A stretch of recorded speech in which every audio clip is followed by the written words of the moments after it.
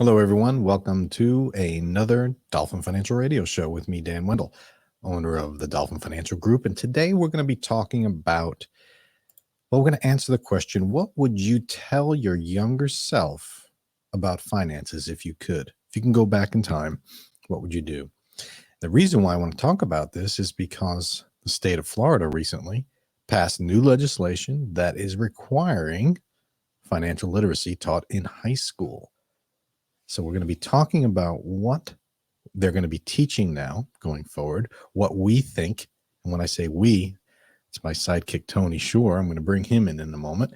What we think about this new legislation, what they're teaching, and what we think as retirees or pre-retirees, what we would tell ourselves or what we'd want to have been taught earlier before it was too late. So let me bring in my sidekick, Tony.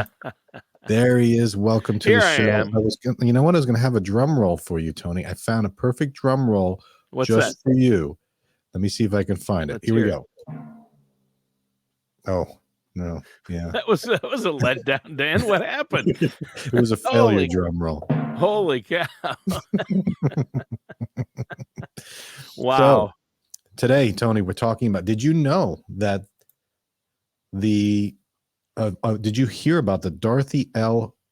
Huckell Financial Literacy Act?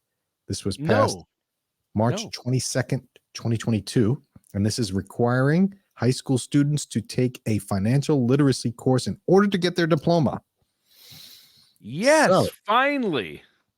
So what I want to talk about that, because here's a little bit more about this, and there's the link on there for those that are watching. And I'll put it in the show notes. There's a link on there. Beginning with students entering 9th grade in 2023-2024, students must earn 1/2 credit in personal financial literacy and money management in order to receive a standard diploma. Wow. This finally, we've talked about this before, how they need this, right? You and I for years have been saying this. I did I went to Largo High School and taught a class on financial issues.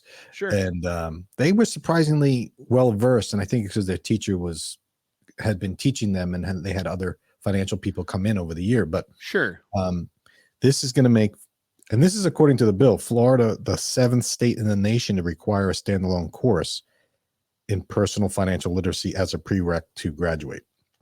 Wow, good for Florida. Yes, right? Yeah, that's awesome. Yeah, so we're finally doing something right, apparently, in Florida, right? That's right. That's right. So what I thought is, why don't we go through there's 13 things they're going to cover, and then you and I can decide if they're covering the right things, and that will answer the question at the end, Tony. What would you tell your younger self about finances if you could? And I'm going to stop you right now because I know you're going to say, buy Apple or buy Google or, something like that. That's what everybody says. Yeah, buy Apple. Right. This isn't Back to the Future. You're not that. Who was the guy that had the sports scores? Biff. Yeah. Biff is not, we're not able to do that. But if you had to teach a lesson, so let's do that. So what do you think? We're teaching the kids, teaching the children. This is good.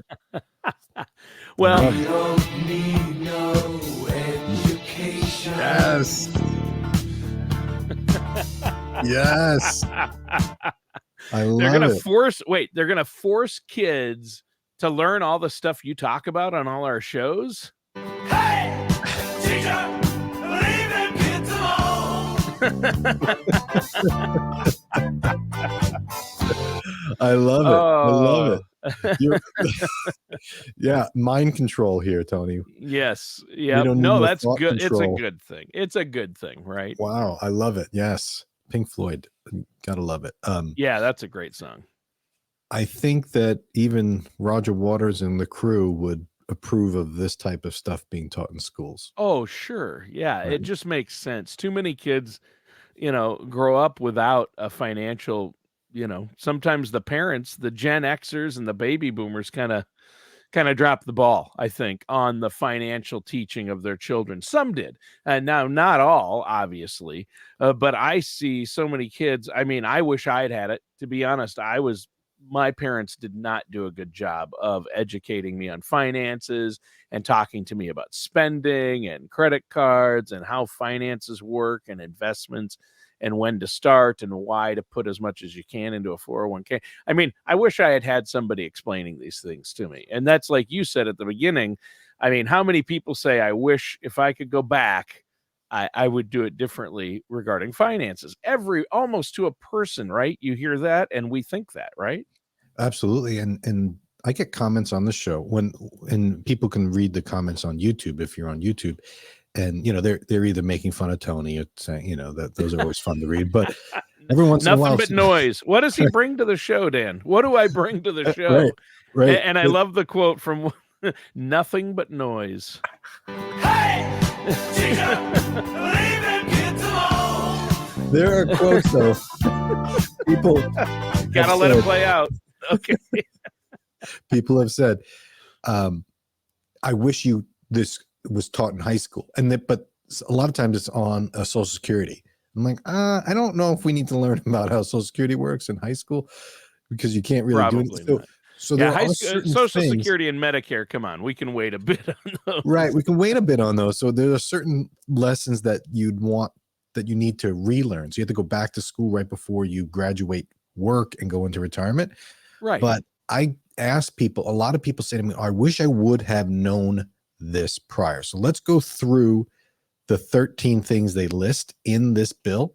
By the way, I want to say, Tony, this bill was introduced in, I think, November 29th of 2021 into like a committee, the education committee.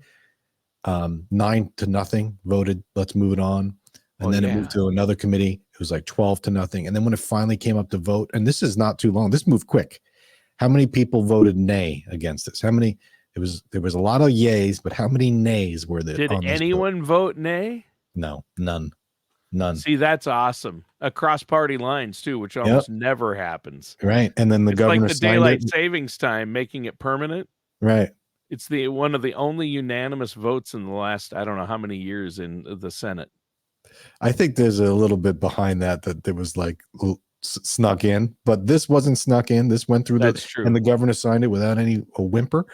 And so it's a no-brainer. Why isn't it federally mandated? Why does Florida are there only 7 states? Back up, Tony, back up.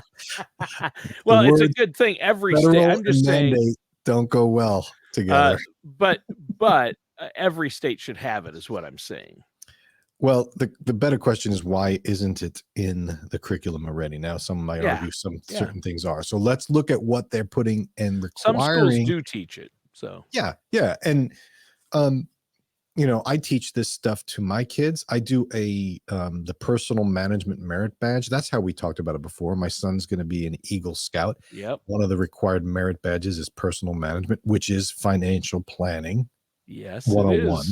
My son has that merit badge and is an Eagle Scout. So right, you need it. So, and that might be a lot of these kids' first exposure to these topics, but not anymore, according to the Florida government. So let's see. Yeah. So first thing they want to talk about is types of bank accounts offered, opening and managing a bank account, and assessing the quality of a depository institution services. I don't know if I like the sound of the word depository. First of all, oh, Tony, bad memories. Just go ahead. Yeah, right. I think this wording is pretty poor, and the idea of a bank is pretty outdated now. I mean, the bank is a bank, but I think a lot of kids don't even use banks anymore. It's all online, and they don't. The physical bank is gone for a lot of people. It is. But I think it's important that they understand the purpose of someone else holding the money, and we'll call that a bank. So I'm okay with this. And I don't think retirees have any problem with this. So that's fine. I'm okay. Second one, balancing a checkbook. Oh my God. Here we go again. This is not, are these in the bill? This is the 13 things they're going to have in the class. What? In the curriculum. Now, I get the idea of balancing. Yeah, they should use software, budget software on the kids' phones. Right. I think the idea of a physical checkbook, maybe it's definitely outdated. It's almost gone. I mean, other than seniors at this point, Right. no one uses a checkbook. My son does. My son and daughter. My son's 22. He's going to be getting married this year, and he's never used a checkbook, never written a check in his life, as far as I know, and he's never been in his bank. But he banks, and he's the best person with his finances I know because he got the merit badge. He's really good with money, I so think he the doesn't use wording. checks. I think the wording here is wrong. Balancing a bank statement might be a better way of saying it because people Yeah. aren't writing physical checks anymore. I mean, I still have them at the office. I bought them, or I got them when I opened the business years ago, and I still have Yeah, this. but you're super old. I mean, that's why. Well, I help people open up accounts, and it's like we're going to do I automatic draft, and they're like, I need a voided check. They're like, I don't even know if I have voided checks. So Yeah, I think this was a little, but I like the idea of balancing, learning debits and credits. So, yeah. okay, here's a biggie. But you though. can do that with software on your phone, budget software. That's what my son uses. So here's the third one, basic principles of money management, such as spending, credit scores, and managing debt, including retail and credit card debt. Yes. Huge. This is big. Huge. They should start teaching that in 6th or 7th grade at this point. They're because of how pushing for advanced. 9th grade. This is 9th grade, so that's pretty good. good. I mean, That what is are you, good. 15 at that point? 14? Yep, that's perfect. That's perfect. I think if you're in Florida, you can get your learner's permit to drive at 15. You should know what a credit card is and how bad they can be. So this is good. This is a real good one. I like this. Learn about spending and a lot of retirees now are against any debt, right? Sure. It's the Dave Ramsey theory, right? Which is fine. I'd rather people be that way than not care. But I think people should, instead of just being against it, people should understand it and how to use it, because at some point in your life, you're going to need it. And some people need it in retirement for different reasons than you might need it at 20. So I think this is probably should be the main focus of this curriculum, in my opinion. Yeah, learning how to manage it, which is what my son did. He's not of the, I just put it on my credit card and not worry about it. And he's not the Dave Ramsey, I can't have credit cards. He knows he needs a good credit score and he has to pay that off each month, and that he can earn points. And he earns miles, he earns points, he makes extra money, and he calculates, I'm going to buy this big purchase, and here's how many points I'm going to get for it. But he won't do it unless he has the money in his account to pay it off. Well, that's it. It's more about paying off the credit card, and they get to some of the other things later I want to show you. Sure. Number 4, completing a loan application. Now, this seems kind of silly to me, but at the same time, when you go to college and you get a loan, it's important to know how to complete it. But I think more important is understanding the debt and what it means. And they do address it later, so a spoiler alert, but learning how to complete a loan application, I think that's okay. This is not going to be a week-long lesson at the school. I don't know. It's funny you're bringing that up, because today, for the first time, my son and his fiance are going to the bank to get pre-approved for an auto loan because they need a new car. His fiance doesn't have a car right now. It broke down. She was using a family's car. My son has a very old car that was given to him by his grandmother. And so they're going to get pre-approved for a loan to figure out what the interest rate their own bank could give them versus what they're going to be told is the interest rate that the car dealer can get them. And that's what my wife and I told them to do that, right? This is probably going to be their first loan. Is it either a car or college? Yeah. Well, he had a college loan. They both have college loans, but it's a little bit different. This time they're actually talking to the bank first, getting pre-approved, dealing with financing at an auto dealership. Those are things that kids need to learn about. I agree. And one of retirees also, they need to understand the loans associated. Well, they should know about student loans and how they can be liable if they co-sign. That's a big issue. But a lot of grandparents are co-signing for loans for their kids or grandkids, right? Right. And I think learning the difference between getting a loan, a home equity line of credit versus a reverse mortgage versus a traditional mortgage or leasing versus renting a car. I think retirees need a refresher on this stuff. Yeah. So, all right. Fifth, receiving an inheritance and related implications. I don't see the value for learning this at a young age, but Yeah, whatever. junior high. Are you kidding me? Maybe once you're But 50. I think it's important to note that it is useful to note that minors inheriting money is different than an adult inheriting money. So That is maybe true. that You can that's the inherit point money they're when getting. you're young. Yeah. Right. If grandma names you as the beneficiary of her IRA and you're 15, what does that mean? What rights do you have? Do your parents control it? Do you control? So this is something, it could be relevant. Good And, point. Good point. so Yep. I kind of like it, but would it make the top 13? I don't know. Number 6, basic principles of personal insurance policies. Interesting. What are we talking about here? Most likely auto insurance. Sure. Life insurance is not going to be a discussion as a child in high school, but I think it's important that They might explain how it works once they get older. I mean, look at how, life insurance is so important once you're older. I don't have a problem with them learning about starting to get an idea of why it's important and, what people utilize life insurance for, because by the time we're 50, I wish I had known more about life insurance before I turned 50. That's true. Well, that is one of those things that, I wish I would have done that when I was healthy or younger. Yes. But I think learning about auto insurance is particularly useful for young kids because it's so darn expensive. So they need to realize what they're getting for and realizing the true costs associated with driving. It's not just putting gas in the car and buying the car. There's insurance that goes with it that most kids have no idea about. And probably don't want to know about.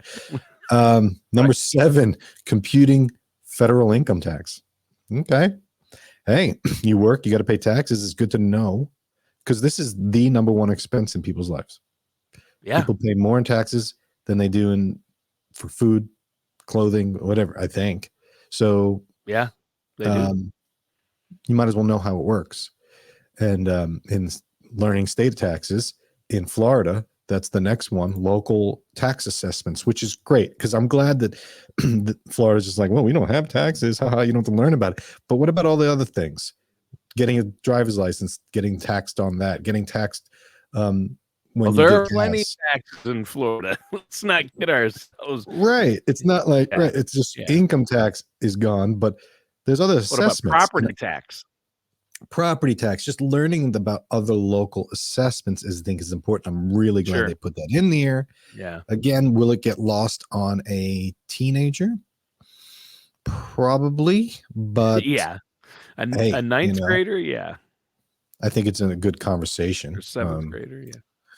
Number 9, computing interest rates by various mechanisms. Yes. This is a biggie.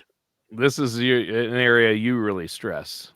And I think they're supposed to learn this in math class, but I don't think people get this.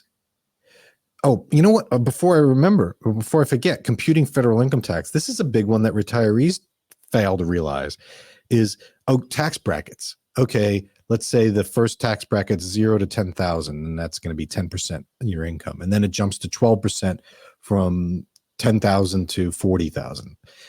What people think is that, all right, if I'm making 40,000 and I go above that, I'm jumping to the next tax bracket. Yes, you are, but not on all your money, just on money above 40,000. So the progressive tax system, I think, is a concept that people just don't get. Might as well learn it sooner than later because they figure, if I add another dollar of income and I get $40,001, now everything's going to be taxed at 22% instead of 12. So I don't want the money. It doesn't work like that. I think that's a biggie that people don't get. Interesting. Yeah.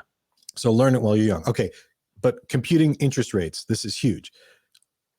It goes into the other ones, learning what a loan is, a car loan, home loan, student loan. How is interest calculated? But also investing. What interest is the bank giving you? The checkbook thing, remember? You know what's also gone away?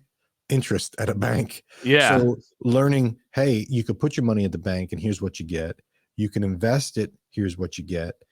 I think that's huge. And that could be my number one, spoiler alert, what I would say is probably the best of all of these is understanding interest. Because it ties into all of these things: loans, Yes, it credit does. card debt, investments. Yep. I know you're big on it. And it's the computing part, doing the math.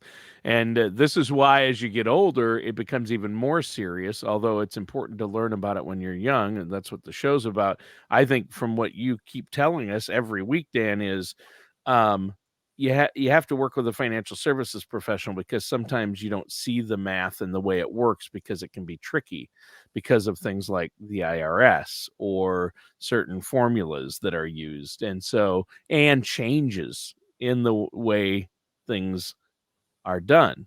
So, Right. like, And how they impact taxes and interest. So a prime example, Tony, for a retiree is, okay, I'm afraid of the stock market because it's volatile. So I'm going to put my money in cash or CDs, right? So I'm going to make 2%. But maybe the play is not to invest it. Maybe the play is to pay off a debt that you have, a car loan at 3.5. Well, if you have a car loan at 3.5, why are you buying a 2% CD?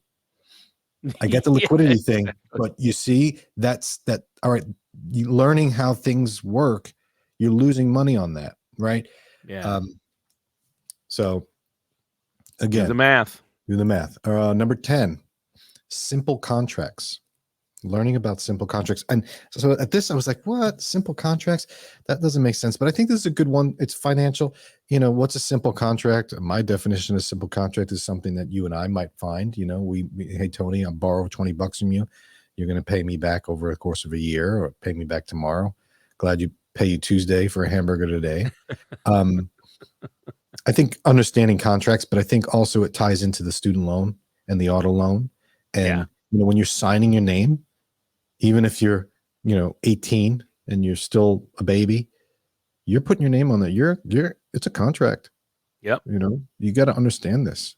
Yeah. You're not going to. Or the day comes when forgiven. you work with a financial services professional like yourself. I bet your clients sign something with you. That's right. You know, I think They sign an agreement. Every time they add an app to their phone, they're signing a contract, right? Yeah. I agree. Yeah. I agree. Right. Yeah, every time you use Spotify or Apple Music, Amazon updates their terms. YouTube, right? You know, Yeah. it's like we just signed our life away, Tony. Yeah. Yeah. Okay. Number 11, contesting an incorrect billing statement. Wow. It's interesting that they put that on there, right? Yeah, that is interesting. It's quite specific. Yeah, very. I like it. I do too. That's a good one. But I think the lesson here is you got to do some double check. You got to actually do it.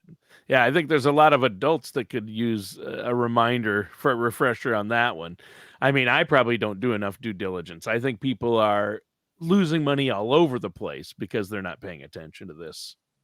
Yeah, it's just it's like we did a show on the cracked pot. Remember, it was about the Chinese fable on the person carrying water and it was dripping out and the little leaks. I think the little leak might be that Netflix subscription you never watch. Yes. Or the thing you signed up for you didn't know. How do you deal with that? Are you aware of it and how do you fix it? How do you fix mistakes and how do you advocate for yourself? Billing statements from medical. I think this is a good thing for kids to learn. I do. Yeah. Because adults need it too. That's one of the things I think adults probably need more than the kids. But again, number 12, types of savings and investments. Obviously, this is huge. So what is a CD? What is a stock? What is a bond? You know, how do you invest in the market? What is your interest? I think this is really important. It's so basic. It goes without saying, but I think that it's important that they put it in here so that they are learning about investing and saving, not just debts, but also future savings, difference between a Roth and a traditional IRA might be something that you teach these kids, because those that get it early and compounding interest, they're the winners. We all know that. Yeah, that's true. And last is state and federal laws concerning finance. So tax laws and different things like that. I think that's good to have. That is good. That's a really good one, actually. So I didn't think of that different laws, legal, financial legal stuff, but it's important to note. And I think those come up on a case by case basis, but it's important. It's just good to know. I think federal law about taking withdrawal from an IRA. Hey, do you know you can buy your first home without a penalty for early withdrawal? Well, I didn't know that. Well, that's useful to know. So when you're, what is the loan regulations on student loans? Can they be forgiven in bankruptcy? You need to know these things as a kid because you're taking these plunges in financial things. So that's the 13, Tony. I like it. Anything you think is missing on there? I'm sure there are things, I mean, especially considering the amount of things we talked about on the show that you bring up and financial tips. Yeah, I think that there are things, but they're covered within some of these. I mean, I didn't really hear anything specific on budgeting or using a budget software. And nowadays they need to get kids started on budgeting software. And they talk about money management. Yeah, forget the check writing and the balancing of checkbooks. Right there, instead of that, they should have budgeting, and that underneath that header should be spending plan, using how to use budgeting software, and there's free forms, or the school can get a discount or get a deal. I mean, if these budgeting software companies were smart, they would offer them free to schools to use, and a free app for students. And so they get them hooked into there, because there's a lot of great budgeting software out there now. I mean, there's Mint, and there's YNAB, which is You Need a Budget. That's what I use. I actually use You Need a Budget, and it's a great one. No, this is you being the meat grinder. Now I'm thinking of the Pink Floyd video when they're going, and you're just like, come on, use my budgeting software. Get them while they're young. Hey, teacher, leave them kids alone. Now I'm thinking, you know what I'm thinking now, Tony? What? Balancing a checkbook is the best one here, because it's a piece of paper with debits on one side, credits on another. Yeah. You learn the basics there, That's so true. It's just worded Good wrong. Point. Good point. I think that's the only thing that I thought was missing was the no talk about inflation. I think it's important to learn that concept early. Sure. Yes, like why you can't just leave your money in a no interest savings account or in a coffee can, right? And or under the mattress, because you lose money. The power of compounding interest. But I think those two concepts can be interwoven in the rest. Yeah. But yeah, I like it. So conclusion, when it comes to finances, knowledge is power. And if you teach the kids early, it'll help them all the way through retirement, all the way through. We've talked, we did a show about gifting. Remember, we talked about what, if you were a grandparent, you want to give your kids something, what's the best financial gift you can give? I'll put that up here.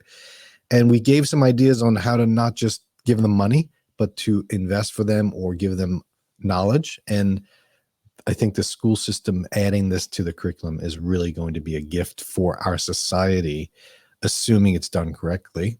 Yeah, again, I think so too. It's a give and take, because you put this in, you got to take some away from something else. And what's that going to be? Is it going to be arts and social sciences, or so? Who knows? So, yeah. Me being biased, I'm a big proponent of financial literacy, so I love it. Yeah.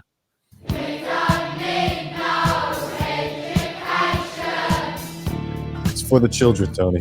It's for the children. It's for the kids. On that note, I'm going to leave it and let my kids say goodbye. Tony, thanks for doing a good show. Next time, here's the homework for the listeners.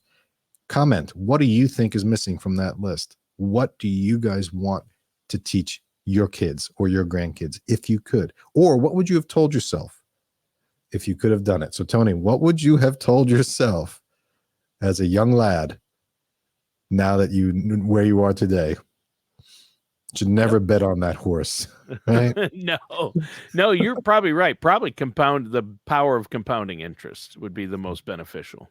There it is. All right, everyone, enjoy the rest of the day, and Tony, I'll see you next week. Until then, I hope everyone does well. And let's bring the kids in. It's for the children. All matters discussed in today's show are for informational purposes only. This show is not investment advice. Dan Whittle nor Dolphin Financial Group are affiliated or endorsed by any government agency. Investment advisory services are offered through Dolphin Wealth Management, Inc., a registered investment advisor in the state of Florida. Insurance products and services are offered through Dolphin Insurance, Inc. Dolphin Wealth Management, Inc. and Dolphin Insurance, Inc. are affiliated companies doing businesses as Dolphin Financial Group. You should talk to someone at Dolphin Financial Group before implementing any of these strategies or ideas.